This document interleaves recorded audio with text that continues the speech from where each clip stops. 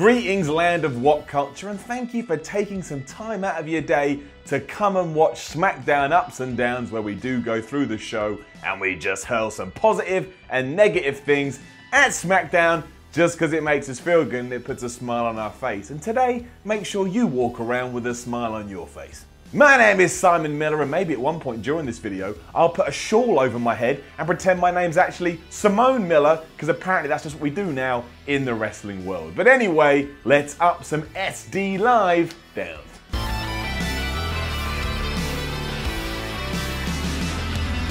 Fantastic start to SmackDown this week, made me happy, made me feel all good inside. It got to the point quickly, it rounded everything up nicely, so it's getting it up. The main point of it was to draw a line under the feud between the Usos and the New Day, and they came out and they paid respects to one another, and all in all it did feel like we actually have been witnessing something pretty cool, but for now we're going to put it on the shelf, but that also means we need new #1 contenders. And that's why Chad Gable and Shelton Benjamin came out, as well as Breezango, the Ascension, and the Hype Bros. But hey, you know, got to throw some teams in there. And then Daniel Bryan came out and said, you know what? Look at everybody that's in the ring. Let's make a #1 contenders match. And that's what we did. It was a really fun bout, and I was exceptionally pleased that Breezango did get a good reaction.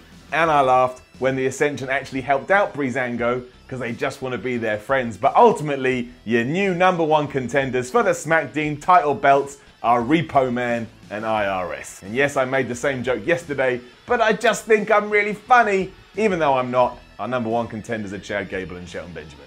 And this was the right move, because I think this is the team most of us wanted to see go after the belts. It's just a shame they weren't got up a bit better before this. However, this was great. SmackDown title division right now just feels phenomenal, to be honest. Let's see where we go from here. Then we did have an elongated women's segment though, and to be honest, it just felt really messy, so let's get in her down. It was just classic WWE of trying to fit everybody in. So we had Natalya with her championship. Then we had Tamina and Lana saying they were going to take the championship. Then Charlotte was there. Then Becky Lynch was there. Then Carmella was there. Maybe I already said Carmella's name. I don't know. Basically, all the women in the division just took their times to walk into the picture, be like, here I am, I've arrived, tell me what to do. This eventually did end in a match between Becky Lynch and Carmella, and Becky Lynch won. Then you start to realise, wait a minute, we never see Becky Lynch wrestle on TV anymore, so at least that was quite good. Nothing really progressed here though, and I much prefer it when WWE just focuses on a couple of individuals and we build stories that way. So it wasn't like really bad, it wasn't that great either. Then we did have all the fallout from the Kevin Owens, Shane McMahon and Sami Zayn stuff, and it was phenomenal. Not AJ Styles, but it was phenomenal all the same, and like I said, it's getting enough. For starters, Kevin Owens cut such a good promo on Shane. I cannot believe everyone in the back isn't just looking at this man going, there's our main eventer. There's our main event guy. He's really good. So I really do hope coming off the back of all of this, we push Kevin Owens to the moon. Literally to the moon. Put him on the moon. Of course, this all did eventually lead to Sami Zayn's explanation to doing what he did.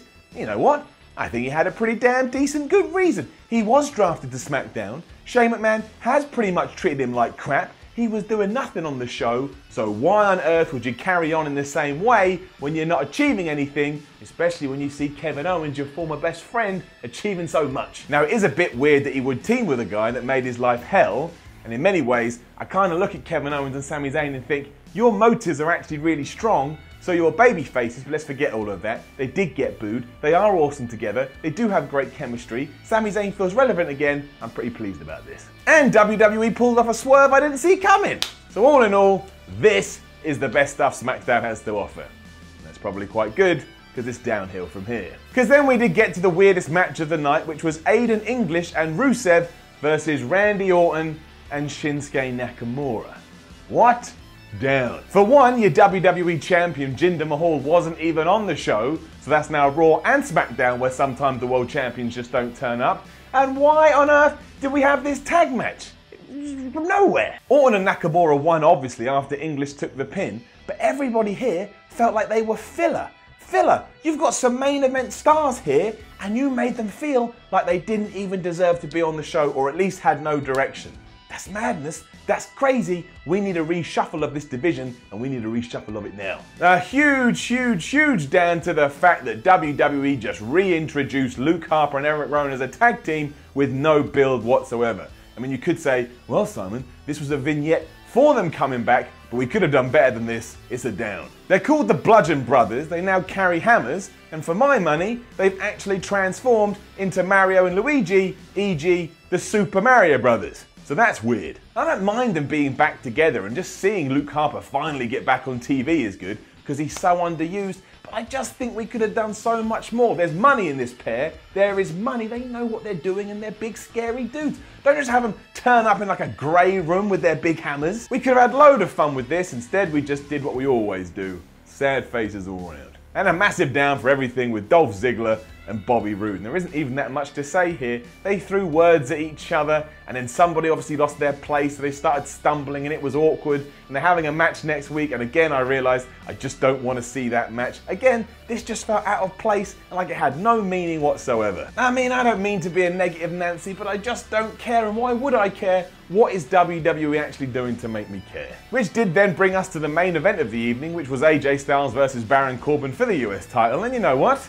Getting a secret up. Now, Styles did lose clean here, but I'm alright with that, because if the plan is to actually make Big Baron Corbin feel like something, then he does need to get wins over people like AJ Styles. We're always talking about how wins and losses don't matter in WWE, even though of course they do. So now Baron Corbin has a nice clean win over someone who's genuinely great. Better than some random win over Ty Dillinger, and that's no offense to Ty Dillinger, but that's just how WWE uses him, and AJ Styles is such a star by this point, he can get away with a loss. It's not going to hurt him that much, and now hopefully, please, he can move back into the main event scene and take that belt away from Jinder. So it all made sense, and the match was decent enough, and once again AJ proves he's just incredible. He's phenomenal, he's incredible, he's wonderful, he's lovely. I'd like to have him around my dinner. I feed him, I give him a nice slap up meal, and I give him a hug, and I say, AJ Styles, you're just a fantastic person. And that was SmackDown, and yeah, aside from all the Kevin Owens stuff and the New Day and the Usos and that, it wasn't that good of a show. And if I'm saying it wasn't that good of a show, and I'm happy chap Simon Miller, you probably hated it, but of course now I voiced that opinion, you'll think the contrary one, because that's just how the internet works. Now don't forget to like, share and subscribe, leave a comment below and let us know what you think about SmackDown. Head on over to whatculture.com, read yourself some articles about SmackDown, and then follow What Culture on Twitter at WhatCultureWWE. My name is Simon from What Culture, and I just want to say this. Anyone that's still watching these videos, thank you for hanging around. I appreciate it. I love you. My heart goes out to you, and I'll see you again soon.